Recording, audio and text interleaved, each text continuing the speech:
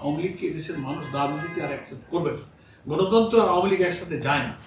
আওয়ামী লীগকে পুনর্বাসনের চেষ্টা করছে বলে অভিযোগ উঠেছে। আপনার কি মনে হয় রাজনৈতিক দলগুলো জুলাই চেতনা থেকে দূরে সরে যাচ্ছে? আওয়ামী লীগকে পুনর্বাসনের চেষ্টা চলছে বলে রাজনৈতিক অঙ্গনে যে কথাটা চালু হয়েছে, এটা এই কারণেই হয়েছে যে আমরা যারা ফ্যাসিবাদ বিরোধী আন্দোলনের মাঠে ছিলাম তাদের এই ৬-৭ মাসের ব্যবধানে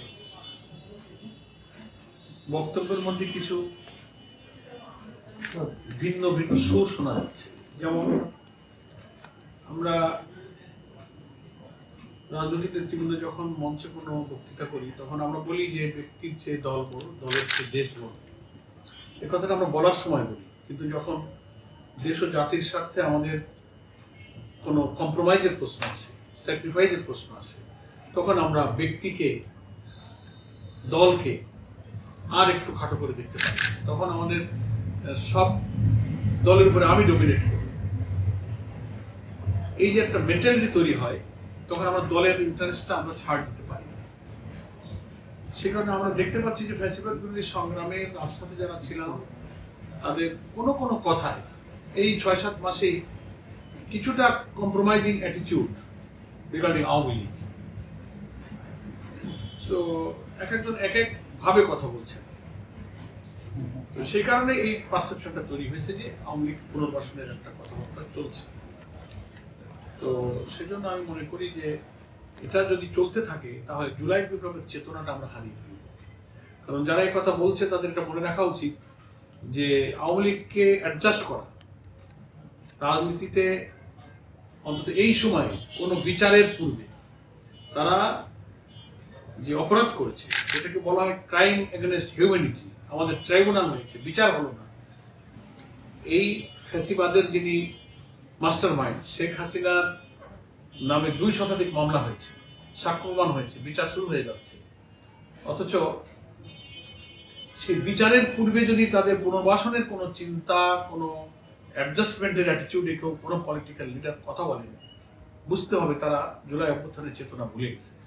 কর্তৃত্ববাদী শাসন, হাজার হাজার মানুষকে খুন করা, জুডিশিয়ারিতে কোনো নিরপেক্ষতা নেই, হাজার হাজার কোটি টাকা অর্থ পাচার করলো, 3টা ভোট আমরা দিতে পারলাম না, আমাদের ভোটাধিকার, আমাদের গণতন্ত্র, আমাদের ডেমোক্রেসি, এই প্রশ্নে এত চিৎকার আমরা দিলাম, আমাদের ছেলেরা দিল, এখন হঠাৎ করে 7 মাসে সেই চেতনা আর নেই। মনে হয় যেন আমার দল, আমার লিডারশিপ, আমার ডমিনেন্সিটাই আমার কাছে মুখ্য হয়েছে। এই কারণেই আলটিমেটলি আমাদের এই জুলাই অভ্যুত্থানের চেতনা থেকে আমরা সরে যাচ্ছি কেন, এই প্রশ্নটা আজকে কিন্তু উঠেছে। এই জন্য এই প্রশ্নটাকে আমি যথার্থ মনে করি। পরিণতি কি হতে পারে? পরিণতি হতে পারে যে আল্লাহ না করুন, আল্লাহ না করুন, বিদেশি চক্র তো একটা আছে, এবং দিল্লির প্রভুরা কিন্তু বসে নেই। এই দেশকে আবার দিল্লির দাসত্বের মধ্যে নেওয়ার জন্য কিছু গোয়েন্দা সংস্থা, অনেক এজেন্সি কিন্তু দেশের রাজনৈতিক দলের উপরে, লিডারদের উপরে ওয়ার্ক করছে। এটা বোঝা যায় তাদের কথাবার্তার পরিবর্তন থেকে। তো তাই যদি হয়, আমার মন বলে যে না, এদেশের মানুষ, রাজনৈতিক নেতারা কিছু ভুলে যেতে পারে, কিন্তু এত নির্যাতিত, এত মজলুম 18 কোটি মানুষ এটা ভুলবে না। আওয়ামী লীগকে দেশের মানুষ রাজনীতিতে আর অ্যাকসেপ্ট করবে না। গণতন্ত্র আর আওয়ামী লীগ একসাথে যায় না। এত খুন, এত নিষ্ঠুরতা, এত বর্বরতা এই দেশের মানুষ ভুলবে না, কিন্তু পলিটিক্যাল লিডাররা আনফর্চুনেটলি ভুলতে পারে 2-4 জন। সেই জন্য তবু আমি এই প্রশ্নের উত্তরে বলবো যে যদি এমন কিছু ঘটে তাহলে এই জাতির সামনে একটা মহা বিপর্যয় নেমে আসবে, যে জায়গা থেকে এই জাতিকে আর উত্তরণ হওয়া কঠিন। আপনার কি পরামর্শ, কি করা উচিত? আমার পরামর্শ যে জুলাই অভ্যুত্থানের চেতনাটাকে সব রাজনৈতিক দলের বেশি করে ধারণ করা উচিত।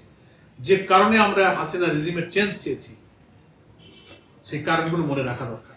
যে আমরা কি তাহলে আর একটা কর্তৃত্ববাদী শাসন, আর একটা লুটপাট, আর একটা চাঁদাবাজ, আর একটা অর্থ পাচারকারী, আর একটা খুনি জুডিশিয়ারির উপরে হস্তক্ষেপ করবে, কারোর কথা চলবে না, আমার কথা দেশ চলবে, এরকম আর একটা শাসন আমরা চাচ্ছি কিনা, এটা একটু আত্মসমালোচনা, পর্যালোচনা করা দরকার। সেক্ষেত্রে যদি কোনো দলকে তার নীতি পরিবর্তন করতে হয়, লিডারশিপদের দৃষ্টিভঙ্গি বদলাতে হয়, কিছু স্যাক্রিফাইস করতে হয়, করে দেশপ্রেম দেখানো উচিত, এবং আমাদের জুলাই অভ্যুত্থানের চেতনাকে ধারণ করে একটা ন্যাশনাল ইউনিটি, একটা জাতীয় ঐক্য তৈরি করে আমাদের জাতীয় নির্বাচনের পথে যাওয়া উচিত। যার যার আদর্শ, আমরা মানুষকে বলি যার যার প্রতীকে সে নির্বাচন করে, জনগণ যাকে ভোট দেয় সে ক্ষমতায় যাবে।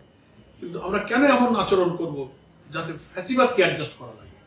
এই জায়গা থেকে ফিরে আসতে হবে।